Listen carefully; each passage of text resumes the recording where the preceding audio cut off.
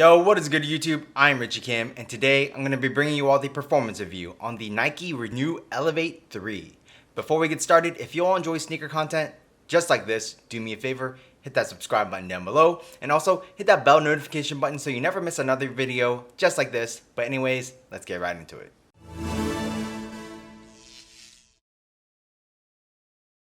As always, starting off with the traction, the Renew Elevate 3 kind of features a multi-directional herringbone traction pattern with some spirals and radial patterns within it.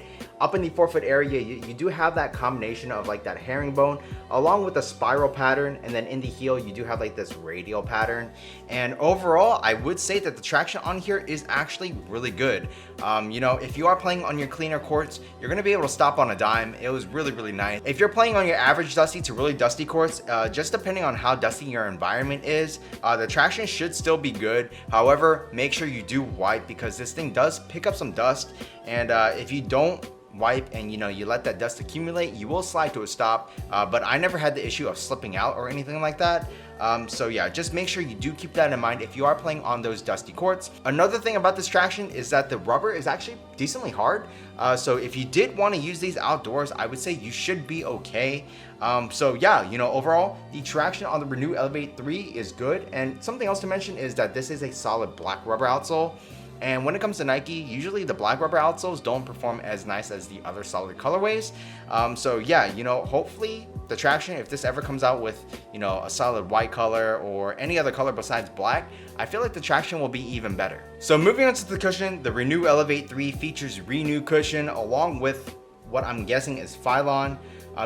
In the previous models of the Renew Elevate, they did use a dual density setup as well. However, in here, it does look a little different. It doesn't seem like the Renew really continues up into the forefoot area. It's just kind of like centered around like the middle to back half part of the shoe. And I'm not sure if that's actually what the setup is like, or if the Renew actually does continue up into forefoot.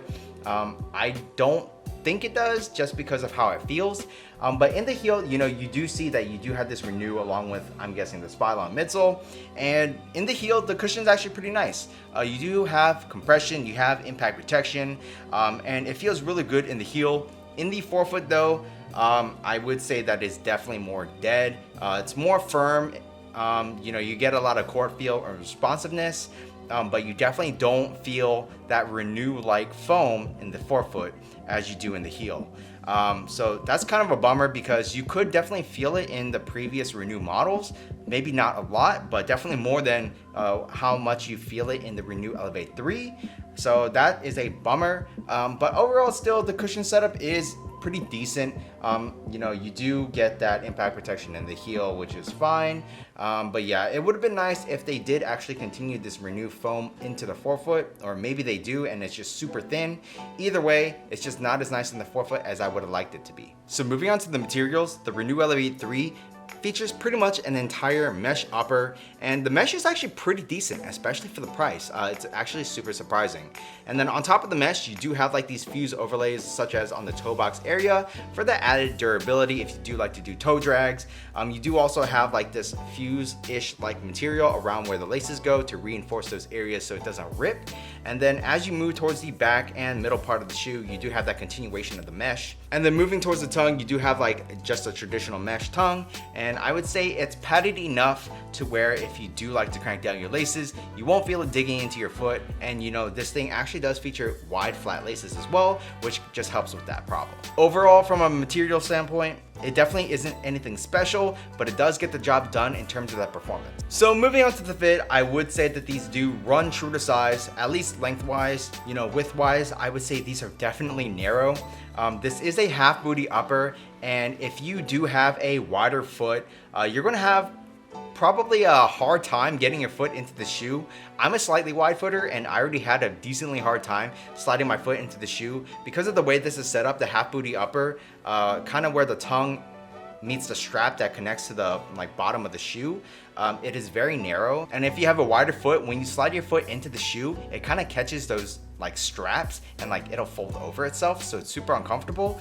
So that's just one thing you're gonna have to take into consideration if you are planning on buying a pair of these, because like I said, these are narrow, and just in the forefoot area alone, it is narrow as well. If you do have wider feet, you might also feel pinching pain right here because of this rubber piece that does protrude up. That's just one thing to note if you do have wider feet. If you have regular feet or narrow feet, I think going true to size is perfectly fine. Even slightly wide feet, I'd say true to size is perfectly fine. Wide feet to really wide feet, you might want to go up a half size. Outside of the width issue, the materials do lie very nicely over the foot, and like I mentioned earlier, this is a half booty upper, which gives you a more one-to-one fit. Even though there isn't a lot of padding in the heel, you still feel very comfortable in the shoe. So yeah, overall, I would say that the fit is good. Just watch out if you do have wide feet. So moving on to the support, I had absolutely zero issues with the support in the shoe. You do have an internal heel counter, and although like I said, there isn't a lot of heel padding, I didn't have any heel slippage in the shoe. In terms of the lateral containment, I didn't have any issues there as well. My foot was very planted on that footbed, and like I said, you do have this rubber piece right here which kind of acts as a container for your foot, and also, you know, the materials do a great job of making sure your foot isn't sliding around.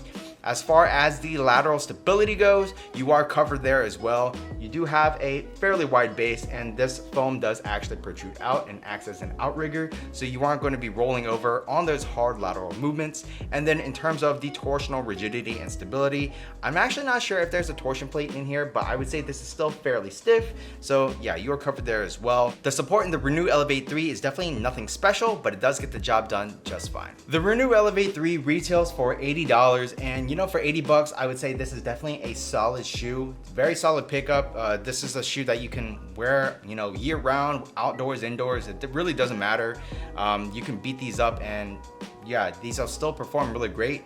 Like I said, my only real gripe with the shoe, I guess, is the cushion. It just doesn't feel as nice as the previous Renew Elevate models. But yeah, still, you know, it's fairly decent, and for the price, you know, the performance you get for the price out of the shoe, I really can't complain. If you all want to pick up a pair of these, I'll leave a link for you down in the description box below. And you know, like I said, this is a black rubber outsole, and hopefully they'll come out with other colorways with different color outsoles, and maybe the traction will be even better. So if that's something you want to see in a future video, let me know, and I will try to pick up a pair as they come out. But yeah, overall, I would say this is a very solid performer for only 80 bucks. Definitely a cop. That's pretty much it for this performance review. If you all like this video, do me a favor and hit that subscribe button down below, and also hit that bell notification button so you never miss another video just like this. Also, check out these videos over here, and that's pretty much it. Until next time, peace.